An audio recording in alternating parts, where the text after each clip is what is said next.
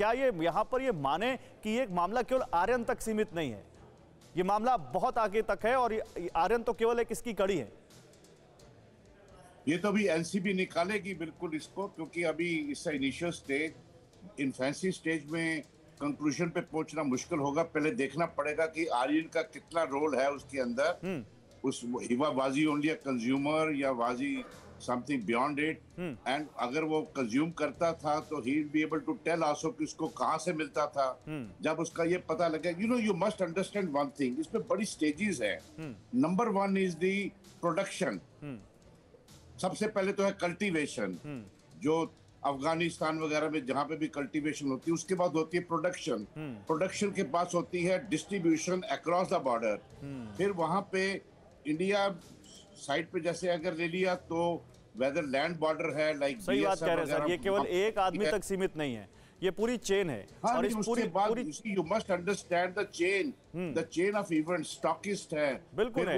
कई drug peddlers के घर पर छापा भी मारा है मुंबई पुलिस ने, वो भी जानकारी आ रही है। सर आता हूं आपको, देखिए एक और बड़ी खबर है, ये दिखा दूं फिर आता हूं। इस बीच हमारे साथ रणबीर सिंह शर्मा भी जुड़ चुके हैं, पूर्व आईपीएस।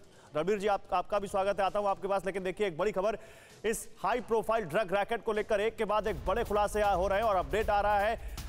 ताजा अपडेट यह है कि आर्यन की गिरफ्तारी के बाद एनसीबी ने जांच का दायरा बढ़ा दिया है। जैसा कि अभी पसरीचा सर कह रहे थे कि केवल एक आदमी तक सीमित नहीं है। क्रूज के अंदर ड्रग कैसे पहुंची, ड्रग्स कौन लेकर आया, यह भी अब इसकी भी जांच की जा रही है। आर्यन की गिरफ्तारी के बाद एनसीबी अब इस पूरे मामले को जड़ से खंगाल रही है कि इस क्रूज तक कैसे आई, क्या कोई ड्रग पेडलर इसमें शामिल थे, आखिर इन लोगों तक ड्रग्स कैसे पहुंची, कौन है जो इनको ड्रग्स सप्लाई कर रहा था, क्या इसमें इस क्रूज के स्टाफ भी शामिल था। क्रूज की तरफ से जो सफाई दी जा रही कि हमें नहीं मालूम था, हमें तो एक पार्टी के लिए हमारा क्रूज हायर किया गया था, क्या ये सफाई बिल्कुल मानने लायक है? कि बहुत सारी चीजें हैं जिनकी भी जांच की जा रही है, क्योंकि क्रूज में एंट्री ठीक वैसे ही कड़ी जांच के बाद होती है जैसे किसी प्लेन में एंट्री के लिए होती है। एक बड़ा एक प्रोसेस होता है। जब आप क्रूज में एंटर करते हैं तो पूरी फ्रिस्किंग होती है, पूरी जांच की जाती है। सवाल यह है कि इतनी कड़ी जांच के बाद वहां तक ड्रग कैसे पहुंची, स्कैनिंग के बावजूद क्रूज में ड्रग कैसे पहुंची, यह बहुत बड़ा सवाल है।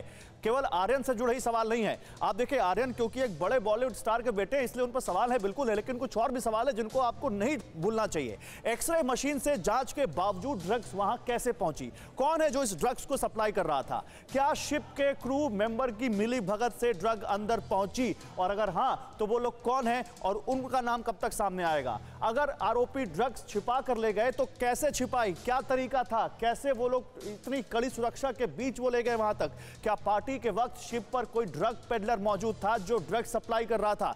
यह भी बहुत बड़ा सवाल है जिसके बारे में जानकारी होनी चाहिए। जैसा कि मैं अभी आपको कह रहा था, जो कार्डिया क्रूज है उनका स्टेटमेंट आया है, सफाई आई है। वो कह रहे हैं कि कार्डिया क्रूज का किसी भी तरह से प्रत्यक्ष या प्रत्यक्ष रूप से इस घटना से कोई संबंध नहीं है।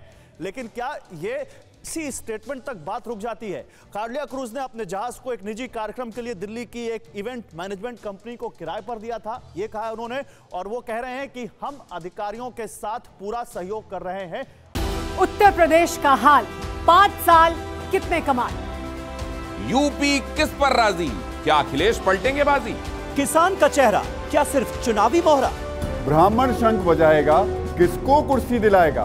ओवैसी का प्लान किसकी तरफ मुसलमान। साल 2022 के चुनाव का सबसे बड़ा मंच देखिए TV9 भारतवर्ष सत्ता सम्मेलन उत्तर प्रदेश 4 अक्टूबर सुबह 8 बजे से लगातार सिर्फ TV9 भारतवर्ष पर।